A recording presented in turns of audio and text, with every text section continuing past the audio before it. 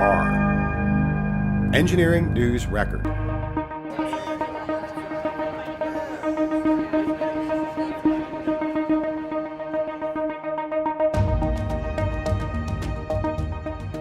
So my degree is actually in finance and econ, so it wasn't anything to do with construction. I worked for a construction company when I was in college, and that's when I kind of found my passion for building. And I quickly found that I was interested in becoming a project manager, and that that would be more challenging for me. So I went back to school and did a CM certificate program through UC Berkeley. And then now I'm sitting here today, so I would say that that risk paid off. One of the biggest risks I took was actually after having been in the construction industry for 15 years. I just had my second child and I left the construction industry for a year, which is really personally telling of what drove me as an individual and what I truly loved and was passionate about, which is the people, the problem solving, the camaraderie. So after a year, I came back and I realized that as long as I communicate and I have a great team to work with me that's flexible, you can be a working mom and also work in the industry that you're passionate about. In 2008, I decided to make the leap of faith and go and start my own firm. And I was a kid and I had no idea of what a recession was. And I landed right in the middle of it. So I just had to go back to work and still keeping my company open, but I kind of closed the doors on my company. So at first I would say I felt like the risk did not produce some kind of reward. But in 2012, I got the opportunity once again to open the doors, and this time it stuck. So started with just myself and we grew. And I mean, I think the reward has paid off more than I could have even imagined. When you're the boss and people come in, you want to listen to everybody and take time and take every meeting, but you have to learn to say no. You have to learn what's the most important. You have to learn to prioritize, and you need to also teach your people how to do that as well. As a CEO, I spend more than half of my time making sure that our culture is as strong as it can be. We have a variety of techniques that we do for this. One of the things we did was write down our core values. I think a lot of companies feel that may be the end of the road in terms of the culture and core values, is to write them down and maybe do some training, throw it in the employee handbook, and you're good. You really have to live those cultural norms.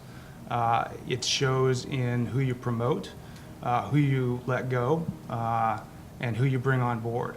Why I do believe it's important to attract that next generation is everyone knows that we're faced with the potential of shortage of not just workers, but even on the management side of it. I really believe that one of the best ways to recruit is to not just come from a space of an employer, but come from a space from someone who cares and have that conversation with them. I pull the students to the side and say, hey, this resume that you're submitting is not quite right. Make this change and come back. I'm going to pretend like I never met you to start with, but come back to me with that change. Many youth might be interested in the construction industry, but they're not necessarily certain what aspect of it they're interested in. For example, just within civil engineering, there's so many realms you can specialize in. I thought earlier in my career I wanted to be focused in design, and I've evolved into program management. So I like to encourage young adults to intern. I find that that's how they really learn what's right for them. What you think you're going to do for the rest of your life as a 20-year-old can change vastly. The story I would tell an up-and-coming project manager is that, you might not know if you're going to be in Seattle, Los Angeles, or Kansas City the next year or month, but embrace all of those opportunities, the people you get to meet with, the person that's digging the foundations to the person that's paying the bills. It's about relationships and having the opportunity to be around great people. If you think about our parents, they saw phones go from, the only change they really saw was a phone go from, the rotary type to the push button. But in our short lifespan, we've seen it go from that all the way to, the pagers and then cell phones and then everything cell phones can do today. And so we're much more used to change. And so we like to be in environments that promote change and embrace it and are comfortable with it, because we are. And I think the one thing that I really push against when I'm in a company, which it's the reason I left my previous company, is when they come to you and they say, this is the way it's always been done, and this is why we're going to do it. I never want to hear that. I want to hear, this is why we're doing it this way, because it's the right way to do it. And I think that's something that really resonates with our generation, because we've been such a big part of change in every aspect of our personal lives and career. I think that over the next 15 years, we will also see a new game changer, which is blockchain. So blockchain technology has a huge potential to make the construction industry more efficient and transparent, and address the issue of human-to-human mistrust. I think architects are really the bridge between the engineers that are doing amazing work and they're pushing technology beyond any imaginable boundary. But then you really need to make sure that this technology integrates seamlessly in everyday life.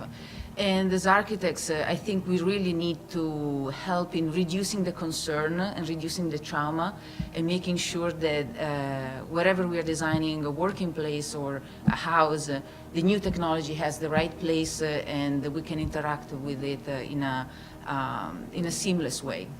So I think we can have all the technology in the world, but at the end of the day, we've still got to have strong relationships in our industry to really succeed and bring forward these solutions. I wouldn't be here without the mentors that I've had along the way. I would encourage everybody here, if you don't have one or two people that you're mentoring now, whether it's in your company or outside, really reach out and do that because it's just going to help grow our industry. I've been lucky to have a number of mentors from my parents, extremely hardworking individuals who pushed me to expand into something that for them was quite, from nursing and pipe fitter all the way to engineering was quite a push for them. We have many people that are staff members now, that are salaried members that came from the craft side and are leading projects and are project managers. So just because you start out as a carpenter or as a mason doesn't mean you can't work yourself up within the organization you're with. So I think it's really about us getting out there and engaging the community and letting them know that there are alternative paths to the career that they choose, and if they want to stay in the craft and build these amazing projects that we all work on, that they can go home at the end of the day and feel proud about that. One of the programs that we started was doing that outreach at the 3rd and 4th grade level, reaching out specifically to girls and focusing specifically on construction skills and introducing them to the trades and what it means. And that you can, if you like building things with your hands, there's a place for you in construction. If you like figuring out problems, there's a place for you in construction. And if you, like coaching folks and mentoring folks, if you like telling people what to do, there's a place for you in construction. And really just exposing them to start growing that confidence. So if they then reach middle school and have an opportunity, they have the confidence to say, there's a place for me there. I'm capable and I can do that. And so I really hope that we see, in 15 years or so, that we start seeing an influx of not only folks that are going back to the trades, but females that are going into the trades. In the university level, it's about 50-50, 60-40 women. And you look and there's all sorts and everybody's represented. But something happens 10 years into the profession and we realize that there's an issue of attrition. It's not necessarily attracting people, but it's keeping them. I think that it's interlinked with office culture. I think if you're going to feel like you're being admonished because, you're running a few minutes late because you have a family or other caregiving obligations or what have you, it's not going to encourage you to want to stay there.